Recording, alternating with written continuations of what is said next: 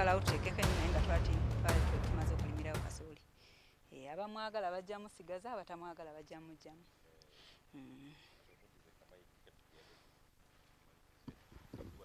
Kale bwe tutyo embeera nga woogirabye, ate tugenda mu mukolo omulala, omukolo gw'okukwasa omumanyi waffe owa Salaamu 2024 okubanga bamukwasa poloti ye mu butongole abeere nga naye akola ki, abeere nga yeeyagala. Gwali ku Salaamu TV, embeera bwetyo bwere, gwali ku Afro Mobile, naawe tukugamba nti kyokola kyekyo kyennyini ekituufu kyoliko, okulambuzibwa kuwedde.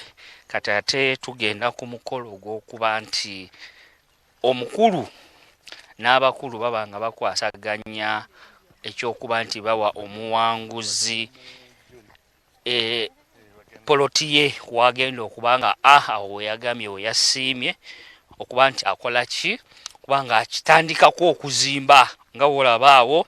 Gw'atannaba kubeera ng'ojja duka buddusi Bunnambiro, ojje e Namayumba Kyanuuna obeere ng'ofuna poloti yo ku $4.5 million.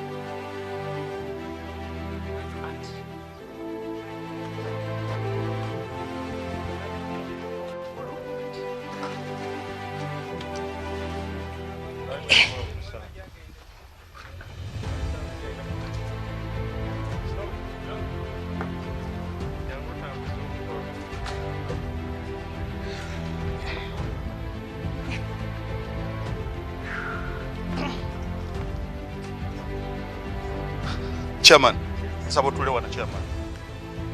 Omukadde waffe otugoberawo omumanya aluwa. Atulewa luma.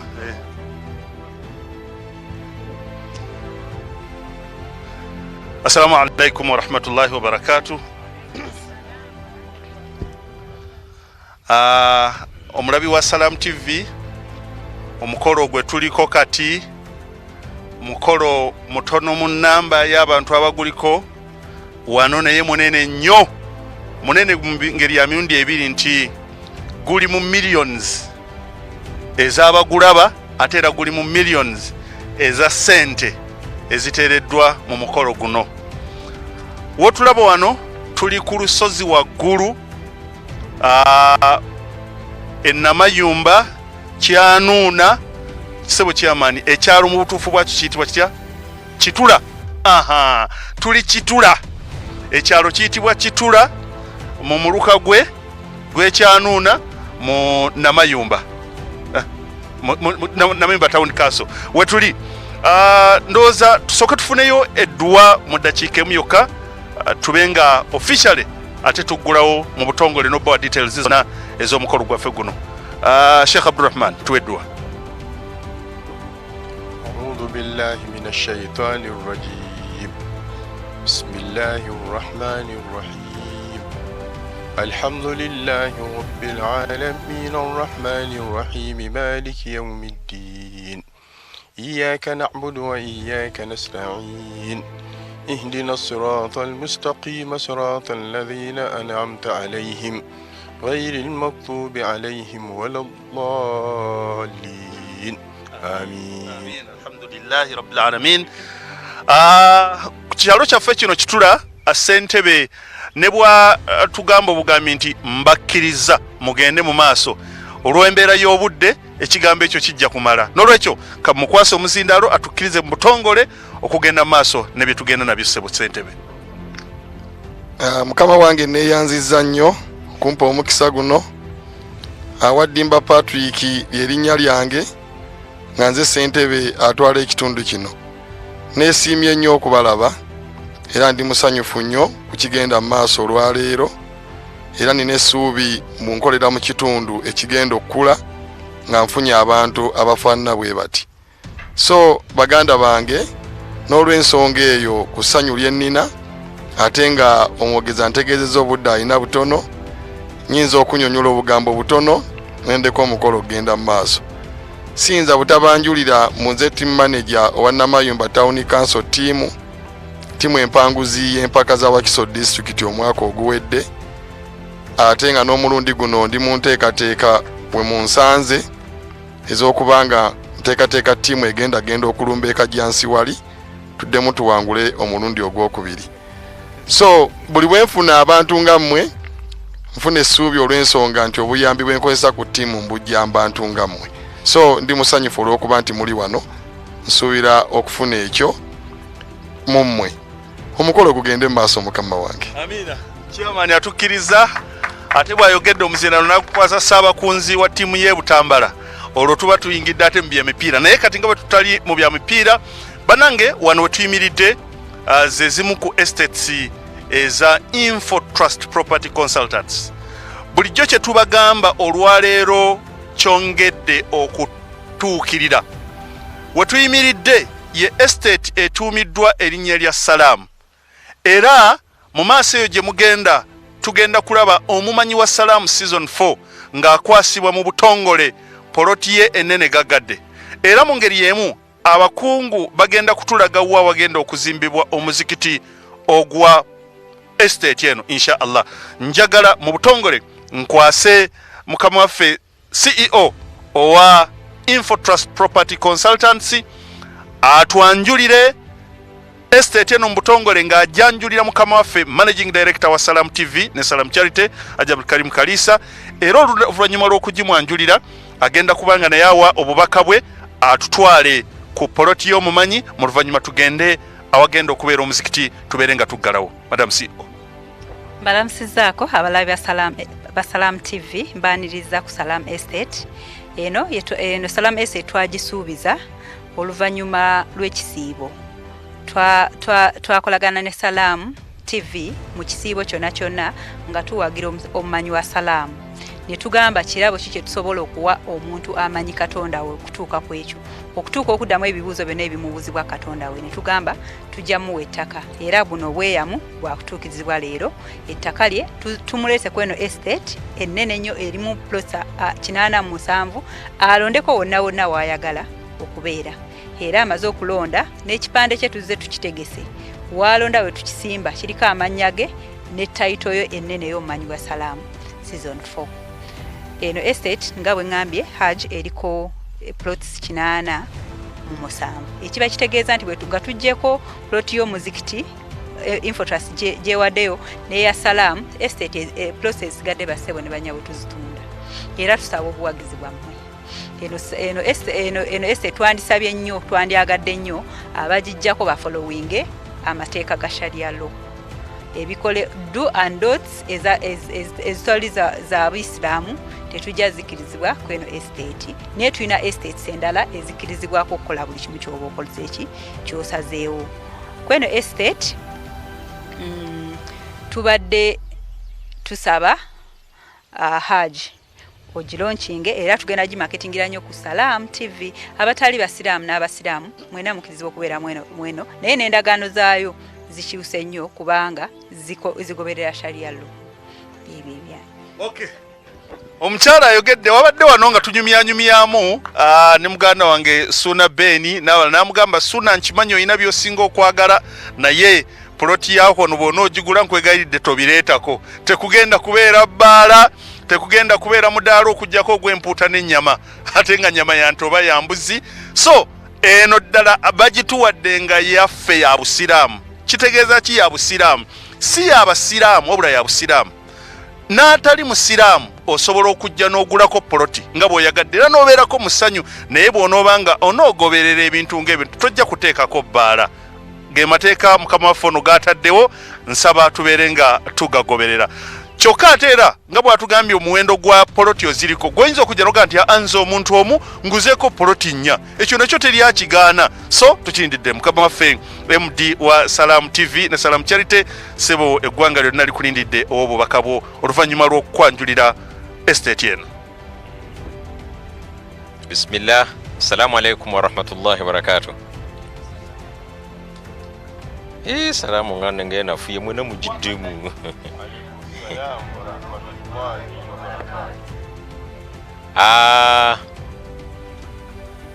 Madam CEO owa Infotrust ekitongole kyaffe ekirungi ekyesigika mikwano gyaffe mwenna abali mu Infotrust company Hajjati mukwano gwa Miriam gwandaze eyagambye ati naye anoonyeza akabanga nga kawezeeko kusanga nange mbadde nkunoonya commercial manager wa Salam Television Mahadi Senyonjo ne country director wa Salam Charity Abdusalam Ali Kinobe bamanager mwenna abaliwo omusajja wa Vira gwe bakubye olunaku lwajjo golo 2 mu ddakiika 7 ogusembayo kana mugambye tiimu ya KCC bajagitegeera ng'ayogera bitategeerekeka na mukadde baffe mwenna Sheikh Abdul Ubaid Kamulegeya Abdu na mwenna ne muganda wange Jaafar Joffrey ali ku kamera ne muto wange mutabani wange ali ku bifaananyi n'ebyakuba Stella Biraba nga kotadde ne digital manager na buli muntu yenna lunaku lwa ssanyu. Assalamu alaikum wa rahmatullahi wa barakatuh. Nga serabidde ka designer ko kenda byako enviiri tulira nk'egombe akwani n'ekiwalaata bachwezi be wafaabu abo basajja b'amaanyi abo bannange eggwanga lyonna nkakasa kwe muli ntandikira ddala ku mukama waffe Dr. Keen CEO kakasa kati kooli kye tuliko kitegeddeko n'ogamba ogenda kigoberera kyensoosa okuwa kiŋŋambye abaana batambulemu uko bayimirire ku mpaji n'empaji. Nze ndudde nnyo mu bintu bya estate tuguze nnyo amapoloti nze n'ennyumba ezange ziri mu estate naye nze ngenza okulaba 5 kwa 5 esinga 10 kwa 5 ne ŋŋamba ebipimo byono abipima atya siri wano for marketing newankubadde amwe good marketeer naye njogera kyenkoze eki era nembuuzaako abatonotono abamanyiko ku bya poloti kuba kati ngoyo Lugamba n'Engwe bya poloti abimanyi alabulabi miguwa oba kiki kino alaba bulabi naye abantu abaluddemu uko 10 kwa 5 mu butuufu ndabye nga plots zino za mulembe nnyo kati gwayagala 10 kwa 5 gwelega biro zimaleyo omanyi nti ofunye double. So tukwebaza Madam Miriam okulaba nti omukago gwaffe gwa Salam Television ogutanaba kubeera muwanvu okulaba nti oyongedde okukuba mu stamp wogenze mu maaso okulaba nti eno estate ogitumye Salam Estate. Togenda kwejjusa nkakasa ne His Excellency President wa Uganda bwe yavuddeyo n'agamba tugenda kutandika okulaba tukozese ssente mu nkola ya sharia n'ateekako omukono era abaatandise okulaba nti bapenetrating market era badde balina okuteekawo Salamu Bank era ne bampita ne tulaunchinga bank ne tuteekako ebinkumu byaffe nkakasa nze abantu abankubira essimu olunaku basinga bakubira oweeri.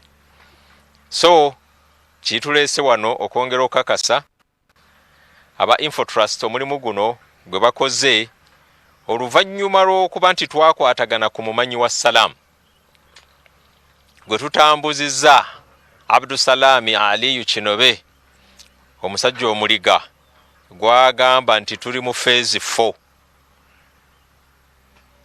tuzze tugaba ttaka naye an entrepreneur person ye bwe yajja n'awaayo ettaka ng'omuntu ayina brain awo immediately the business mind awo ne developing okutuuka ku kino kye tulabako n'agamba ettaka nti ye n'ettaka ngenda limuwa ate ne estate njituume Salam Estate. Ekigambo ekyo singa natambudde n'abasajja abafaayo bandibadde baleeta takibira ayo naawe yerumba leete ilaha illallah allahu akbar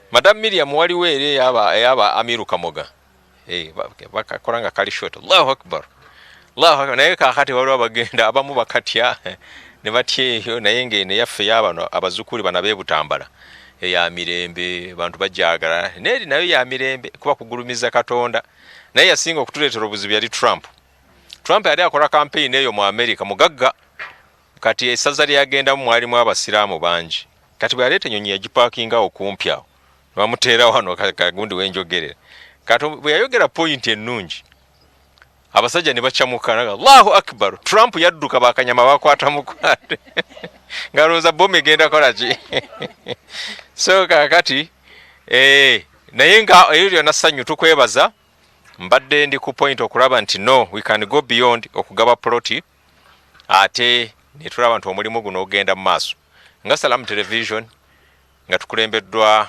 mukama waffe Mahadi mu nsonga zino tukakasa nti omulimu gugenda kukolebwa mulimu guno ogenda kukolebwa abantu bagenda gutegeera ate nojja erinnya Salamu n'oliwa ekitiibwa n'olabira ddala nti togenze eri wansi mu kiko nolwa nti oli ku kasozi bw'obeera wano ekakiro olengerayo simanyiwa olengerayo ennyanja osobola n'okugiraba empewo eri wano eri fresh for good so ne tukwebaza okulaba nti naawe gyeyo ekintu ekirungi nga bwe mulaba tractor zigenda mu maaso okuba nti zongera okutereeza amakubo gagenda kubanga gasalibwa mu estate nga buli estate erina access to the road estate ejja kuba erina access to water bekikwatako banaaba nga basembeza amazzi naye nga kyemanya amaanyi g'omukyalo ono tekijja tugaana kusima enzizi banaaba tasimye nange nja kuleeta bawalabu bange basime enzizi abantu babeere nga bakola ki nga nayikondo zitambula kuba bw'otunuulira water gundi teri wala water table bw'olaba ensozi ziri wansi ate wansi biwonko awo gonna gaba mazzi so kiba kisoboka okulaba nti ffe nga mu Africa okusinga ddala mu Uganda sife abali awo tulina okuba nga tulinda bulinzi mazzi ga water corporation amazzi tuyina mangi we can access pumps zibeerawo you can dig on your own ne tulaba nti omulimu gukola ki gugenda mu maaso so webale nnyo omulimu guno ogw'okola nti partnership ginywezeza na kuteekawo ensonga eno ate bwe twabadde tujja Mahadi n'ambuulira ekisingawoko n'agamba nti ate eno phase 1 bweneeba ewedde speed ne phase 2 Salam Estate phase 2 ekola ki ejja ekyo kaakati kiri eri bakitunzi bange ekyo kyola ki digital manager yasoose wano era nkakasa biri mu social media kati byamaanyi kwatunda mangu ate tugende ku phase 2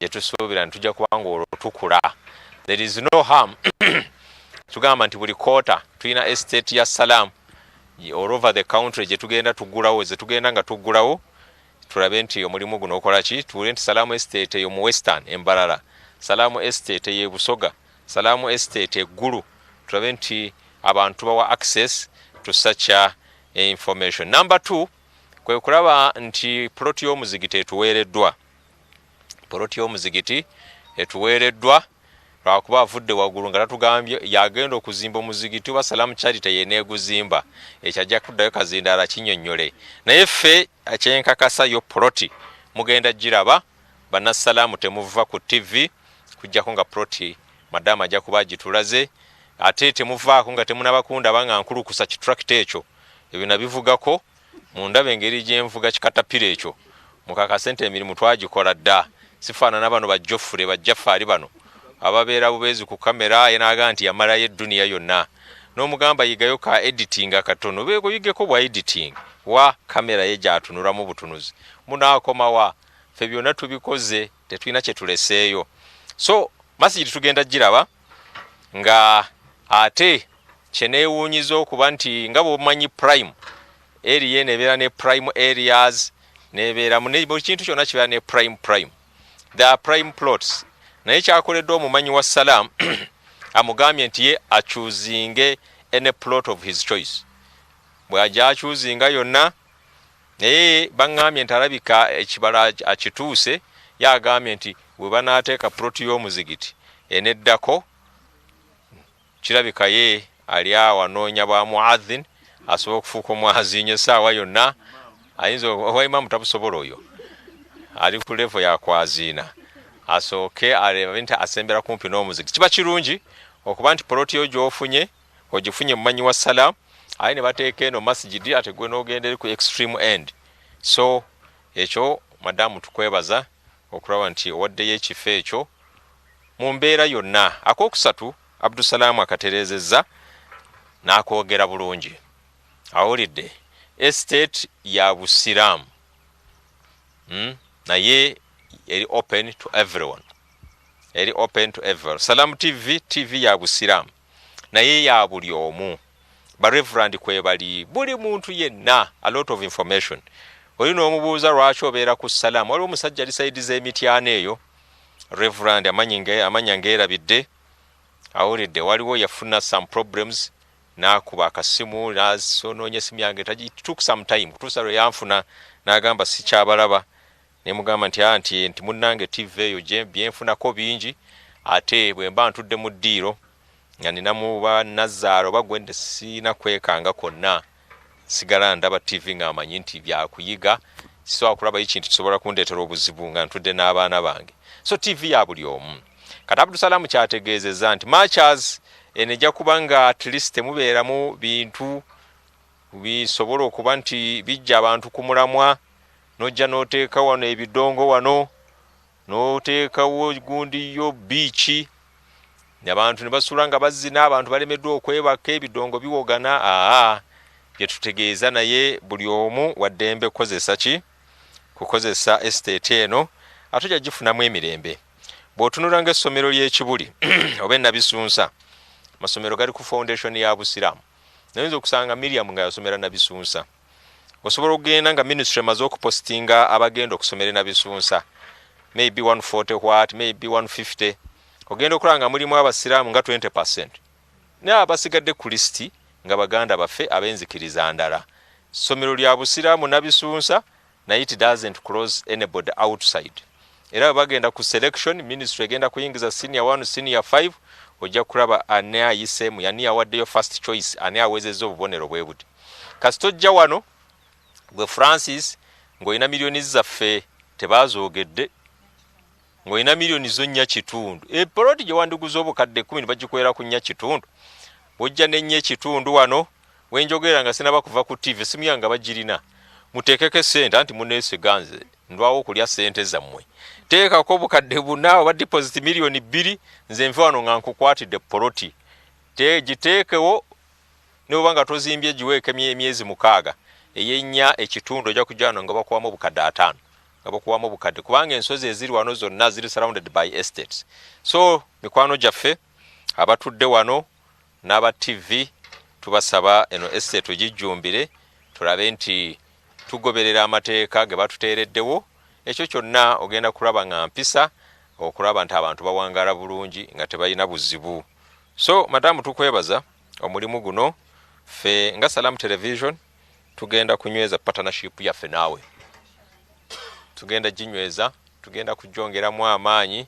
tulabe nti omulimu guno gukola ki gutambula era wano omumanyi wa Salam ayina kyeyazadde ngenda kikubuulira era tugenda kufuna omukisa tukironkingire wano olwaleero bannayuganda bongera okakasibwa nakyogerako katono nga tuli Rwanda oluvannyuma lw'okuteekawo omumanyi wa salaamu ono for the last 4 years katwasazeewo tutegeke omumanyi wa salaamu advanced ngali ku international scale for all 53 countries eziri mu Africa zigenda okujja zikunganira wano mu Uganda mu mwezi gwa Oktoba.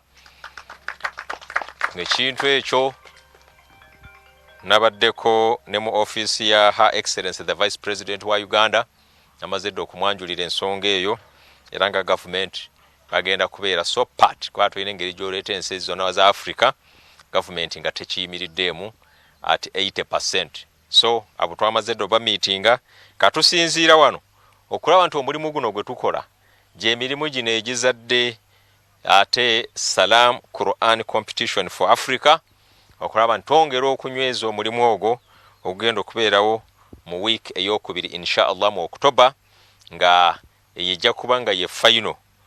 Madamu no international competition jja kutwala omwezi mulamba tujja genda tukunga abantu eyo mu Eastern week number tugende mu Northern, it will be covering the whole country.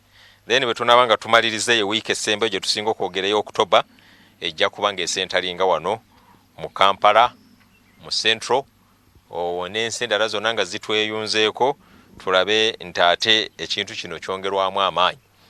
So gwe mulimu ogwo okwongereza ku kino kye tubagambye nti yo insha Allah Quran International Quran Competition eza Africa yonna zigenda kusookera ddala omulundi ogusooka wano era nga tulangirira wano mu estate yaffe Salamu Estate nti omulimu ogwo insha Allah nkakasa Info Trust egenda kusigala mabega byemu ku bitongole bijja okuba nga bikuta omumuli mu nsonga eyo. Akasemberayo ddala okwebaza buli muntu yenazze wano to make it a success. Twabadde bakukeeramuko zigenda okubeera mukaaga nga tutuuse naye wabaddewo ensonga eziyingiddewo kutuleeno eneyingirawo neeno naye ate ogenda okulaba byonna bye tubaddemu olwaleero byonna bye tubadde tugezaako kumaliza ngola at the end of the day results zi ending up nga zijja wano. Tubadde ne meeting n'abantu be Sri Lanka, tubadde ne meeting mu Foreign Affairs ne Saudi Arabia n'embassy byonna ng'olaba ebibala ebiba bivuddemu era ebisinga bijja kusibira wano tulabe nti estate eno esoose ate erina okusookera ddala eno bwe tunanga tetugitaddeemu maanyi n'ezinaddako ziyinza obutafuna maanyi mangi. Mwe mutagenda kufuna maanyi na Info Trust yo yasimbula dda yeegezaako kulaba nti eketalinga each and everybody mu community we tuli. So mu mbeera eyo bwe tutyo tukwebaza madam n'ekitongole kyonna na buli muntu yenna ayimiridde mabegawo okulaba nti mutuwadde trust tukolagane mu mirimu gino. Mwebale nnyo mwebalire ddala okulaba nti omulimu guno gutuuse we gutuuse. Kati akazindalo kansooke nkazzeeyo ewa Abdussalam atubuulire ekiddako ndowooza bwe tunaaba nga tutuuse ndowooza ku plots ziri lwe tugenda okuba nga tusimbula eddwa eromba eri ebadde yakugulawo meeting twagala eddwa ya estate. Omusajja ono ava Khalid ono sajja we Khalid specialist mu ddwa specialist mu ddwa Abdurrahman Sheikh Abdurrahman Sengendo taata we Khalid eddwa zonna ziyali ayina ziyasabiranga ba mufti edduniya yonna yazirekera ono no gwe twali twekutteko mu byeddwa naye ate bintu bizze bitabuka ku saidi yewaabwe bitabuse ne mwa walombye eddwa ata akulira ekikate bamukubya amasasi naga tugenda kwongeramu eddwa katukyekutte ku basajja bano abajjanjabi ba Ssaabasajja kubanga bano bebakuuma ebintu bya Ssaabasajja awebakka bebana babikuuma atya tambuuliranga naye bantwalayo lumu ne baga bagenda kumpaayo ettaka ku lusozi ebakka nakuba jeriri. So Abdussalam okay atulaba ndowooza kati ne bwe tutatula mukadde waffe tukulemberemu omumanyi jangu gobo tukulembera ssebo we wasonze otulage we wasonze oluvannyuma madamu wa Info Trust akwase ekipande Salam TV MD atolo Salam TV MD mu butongole agikwase omumanyi wa Salam yeroboza natalaga Gundi estate yonna n'agamba nti ha naye wano nga agikyayogedde wano wandibanga wasukka mu 5 ndabira ddala nga kaleete wano mu butongole ndooza tugyesogge yeno poloti omukulu gyasiimye tuyingire poloti endabikira okubanga eneyingidde ne mu 10 madam mu butongole gikwasi ng'omukwasa kapande MD wa Salam. Okay tusembere wali tulabe bulungi akasozi poloti neweeva newekoma yes madam tulage bulungi nga kamera bwalengera etandikira wano paka oli awanisa omukono waali then netambula nejja paka kana akati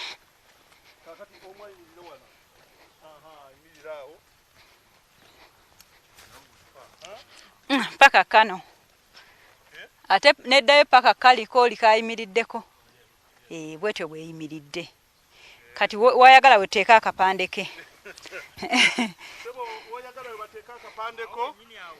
wano wendi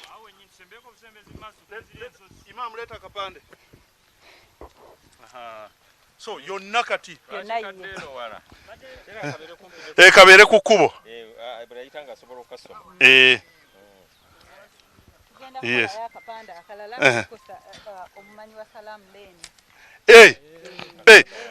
mugenda atulaba ku Salam TV naye info trust yatwagadde ate bagamba nti paka kuwulira bubi bagenda kuteekawo omumanyi wa Salam Lane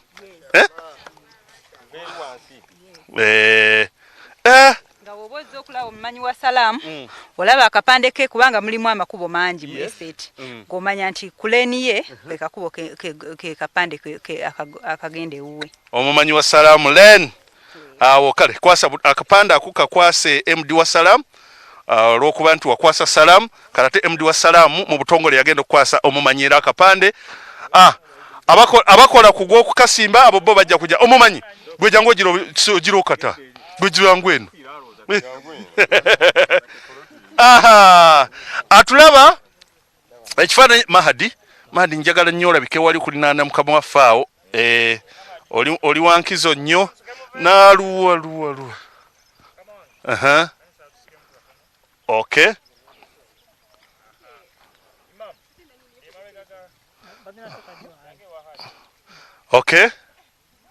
mu butongole Info Trust Property Consultants Limited gute tunda kuita vamu tuli eno jangu mu butongole Info Trust Property Consultants Limited bakwasa Salam TV poloti y'omumanyi wa Salam season 4 nga eri wano ku kasozi gagadde alaba kyenkana Uganda yonna. Allahu akbar, la ilaha illallah, Allahu akbar, Allahu akbar walillahi alhamd. Sebo oluvannyuma lw'okukwasa bannange tuli wano ku lusozi gagadde, oyo ye Lugamba n'Engwe. Kakati nga tukwasiddwa mwami bamuyita Kyeyune Abubakari omumanyi wa Salam Info Trust, ekitongole kyaffe ba property consultants nga bwe batutegeeza nti ettaka anaawangula agenda kufuna ettaka lye lino tulifunye bwe tusonze yeke nnyino omumanyi waali mugenda mulaba nga tuli muwa bwe batuwadde awo we wano. Kaakati nze bino mba sikyabitunuulira, kyeŋŋamba gwe omulabi wa Salaamu essaawa zino manya nti omumanyi wa Salaamu phase 5 ettaka tuwadde dda gwerinda bulinzi mwe mutandika okweteekateeka mulabe ekigenda okubeerawo mu mbeera.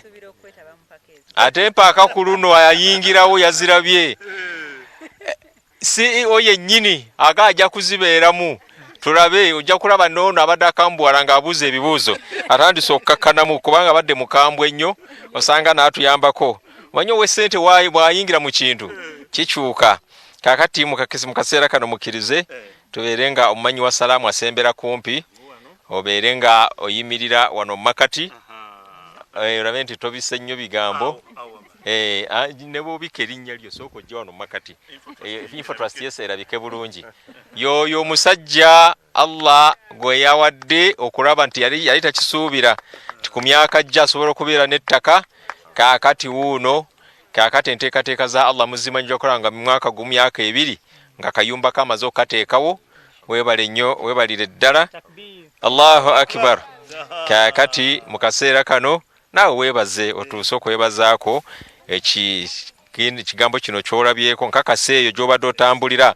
Yo waaye watugamba wawangula ettaka ye baakuwa kiwaani. Kaakati abantu bategeeze ssebo. Assalamu alaikum wa rahmatullahi wa barakatuh. Takbir, takbir, takbir. Alhamdulillahi rabbil alamin. Okusoka kwa byonna nebaza Allah subhanahu wa ta'ala asobosezza okutuuka ku kkula lino. Nenzirako okwebaza management ya Info Trust olw'okutuukiriza endagaano yaayo ate neetuwa ettaka eddungi lino Kasozi. Nze nfunyemu obuzibu olulonda eno poloti kubanga buli wonna we baŋŋambye okutuuka ntuuseewo nga ndaba buli omu walungi, ndaba buli emu esinga ginnaayo nkyamuse paka kati ndaba nga buli wamu walungi. Bw'otunula olaba nga ginnaayo esinga ku ginnaayo, ginnaayo esinga ku ginnaayo, ate nga oba olabyemu ebbeeyi endala wonna ndabira ddala nga mukyala Harera atuwadde buwi. Nsaba Allah subhanahu wa ta'ala akusasulemu esinga obulungi. Nzirako okwebaza management ya Salam TV yaterawo omukisa okubeera nga twetaba mumanyi wa salaamu. Nsaba Allah nammwe abasasulemu ekisinga okuba ekirungi. Era nga neebaza nnyo Dr. Karim olw'ebigambo byatugamba eby'amakulu ennyo. Sirina bingi nnyo kenkomawo bannange naye nga mwenna mwebale nnyo, mwebale ddala. Era nga mbakunga okujja okulaba nga mweyuna estate eno kubanga engeri gyeteekeddwamu ffenna ejja tugasa era eddiini egenda kutinta wano insha Allahu ta'ala. Assalamu alaikum wa rahmatullahi wa barakatuh. Wa alaikum assalam wa rahmatullahi wa barakatuh. Kakati sebo bino tubikulekedde bajja ogenda kufuna abakuyambako mu kusimbawo kati mukamafe tutwala awo omuzikiti. Tugende awo omuzikiti kwata bulungi akantuko.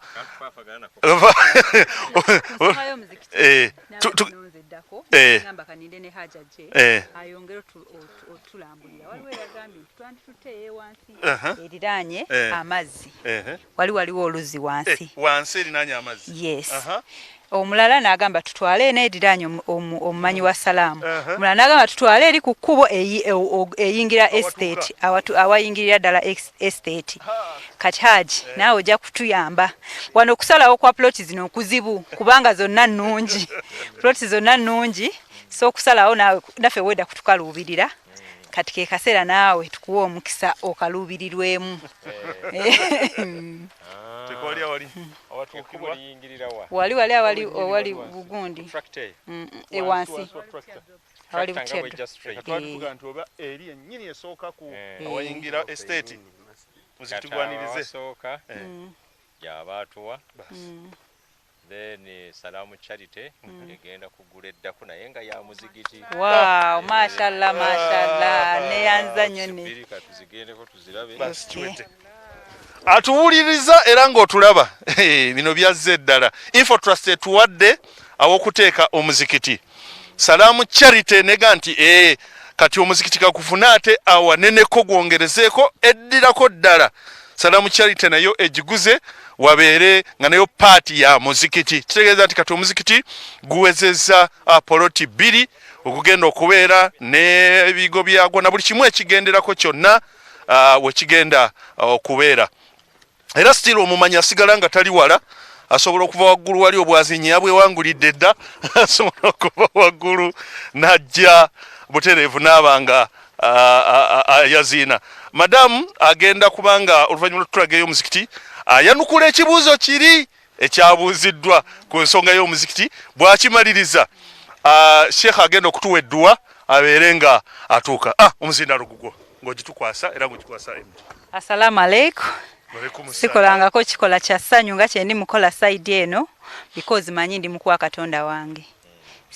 Sifunangako omukisa gwa Katonda kintu kyonna paka olwaleero. So nsaba Katonda achiwe omukisa akikirize. Akikirize ate kimuyambe okutusembereza kumpi ne Katonda waffe. So eno njiwaddeyo tujiwaddeyo faba Info Trust kulwa omuzikiti gwa Salamu. Kyensobola okugamba ku ky'okuzimba tujja bakwatirako kubanga ffe tetuli bazimbi balungi bwe kikwatagana kuzimba emizikiti naye mu abasinga okumanya bwe muneetaagira Info Trust yonna tujja kubeerawo okuyamba nga omuzikiti gugenda mu maaso. Naye tetusobola kusuubiza nti tujja kuguzimba kubanga tetulina bukugu ku ekyo. MD ayinza okubaako n'akagambo akasembayo tufune edduwa inshallah.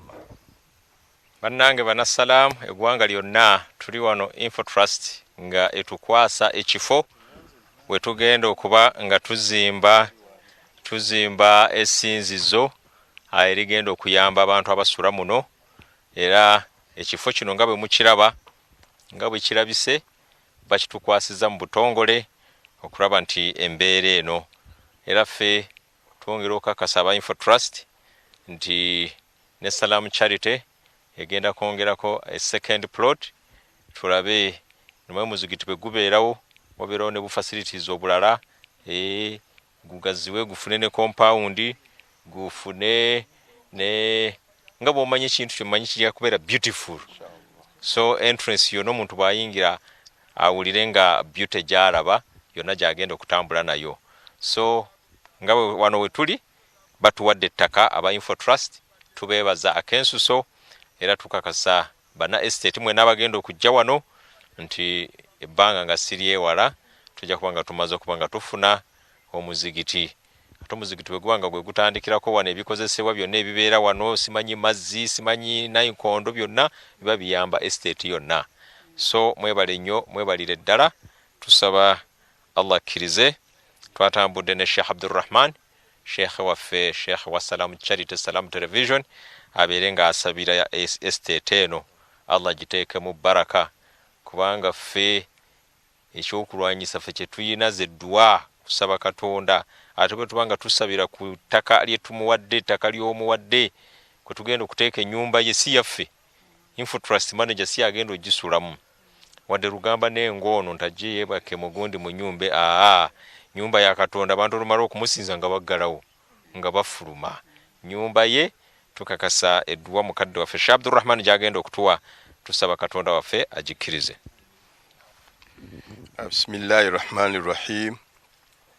Kasidala ombadduwa ffenna tusooke twebaza omukyalo ono Allah mwayisirizza okubeera nti wano we wagenda okusooka okuzimbwa mu kitundu kino ennyumba ya Allah subhanahu wa ta'ala. Ate ekitundu bannange mwenna batulaba kitundu kirungi kubanga Nabbi sallallahu alaihi wasallam bwe yabuuzibwa ku dduniya efaanana etya ababuulira abantu basahaba ababuulira ku dduniya n'abagamba nti edduniya ya kiragala ate ewooma nnyo naye tutuukidde eddala eno buli wootunula otunulira ki otunulira kiragala mwereere mujje eno bannaye mwerabire ku kiragala nga Nabbi bwe yatubuulira nti edduniya yonna eyina kubeera ya kiragala n'ekiragala tumusanze eno ne infrastructure nabo bonna bambadde kiragala. So n'olw'ensonga eyo tukwebaza tusaba Allah subhanahu wa ta'ala mu dduweni gye tugenda okusabira Allah seemu omukisa mu kifo kino kyeyunwe buli muntu yenna kibeere kya mukisa nga nabbi Ibrahim bwe yasabira Makka naffe ekifo kino twagala tukisabire kibeere kya mukisa. Al-Fatiha. Amin. Bismillahir Rahmanir Rahim. Alhamdulillahi Rabbil Alamin. الرحمن الرحيم مالك يوم الدين إياك نعبد وإياك نستعين اهدنا الصراط المستقيم صراط الذين أنعمت عليهم غير المغضوب عليهم ولا الضالين آمين. اللهم صل وسلم على سيدنا محمد في الأولين اللهم صل وسلم على سيدنا محمد في الآخرين اللهم صل وسلم على سيدنا محمد في النبيين اللهم صل وسلم على سيدنا محمد في المرسلين اللهم صل وسلم على سيدنا محمد في كل وقت وحين اللهم صل وسلم على سيدنا محمد في الملأ الأعلى إلى يوم الدين. اللهم اهدنا فيمن هديت وعافنا فيمن عافيت وتولنا فيمن توليت وبارك لنا فيما أعطيت وكنا واكفنا يا رب شر ما قضيت فإنك تقضي ولا يقضى عليك فإنه لا يذل من واليت ولا يعز من عاديت تباركت ربنا وتعاليت فلك الحمد على ما قضيت. نستغفرك يا رب ونتوب إليك. اللهم يسر أمورنا أمور الدنيا والآخرة برحمتك يا أرحم الراحمين. اللهم آمنا في دورنا اللهم آمنا في دورنا هذا شتولا اللهم آمنا في دورنا هذا شتولا وسائر البلاد المسلمين. اللهم اجعل بلدتنا هذه شتولا آمنة رخاء سخاء وسائر البلاد المسلمين. اللهم احفظ عبدك هذا مريم اللهم احفظها ورعاها يا رب العالمين. اللهم بارك لها في مالها اللهم بارك لها في أسرتها اللهم بارك لها في أعمالها يا رب العالمين. ربنا تقبل منا إنك أنت السميع العليم وتب علينا يا مولانا إنك أنت التواب الرحيم وهدنا ووفقنا إلى الحق وإلى طريق المستقيم. تكسب يا الله مچارونو مو مكسا muri mujejino ojuteke mu mukisa ojuwe abantu bonna bakyegombe kitundu kino ya rabbal alamin nga gwe nanyini buyinza ya Allah gwe nanyini kusamu ekisabo mu kintu kyonna tukusaba ekisifo kino okisifuule kya mukisa amina tam mutima innan wasairal bilad muslimin wa sallallahu على سيدنا محمد وعلى آله وصحبه وسلم والحمد لله رب العالمين. آمين آمين آمين الحمد لله رب العالمين. سبو مكرو وفيلا إبراهيم باغاليو كاتيب سيغاد بيبيو فوغا فغويد.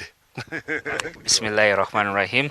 Omugwe n'omulabi wa Salam TV njagala okwebaza nti webale nnyo webalire ddala okuba nti obadde mu kaseera kano nga banaffe aba Infotrust Property Consultants batongoza estate yaabwe gye batuumye Salam wakati mu kuba nti ng'ate n'omumanyi wa Salam owa season ey'okuna naye aweebwa poloti ye gwe wenna abaddeko buli kimu okirabye ne we bagenda okuba nga batongoza omuzikiti wamu n'okuba nti bagenda kuba batongoza n'okulaakulana. Tusaba Allah abeere nga asaasira era nga atulungamya ffenna abali mu nsonga eno. Okulwabangi bonna benkoze nabo njaga okuba nga nkwagaliza akaseera akalungi obeere nga okyekuumira ku Salam TV ate ne program yala kazigende maaso. Assalamu alaikum wa rahmatullahi wa barakatuh.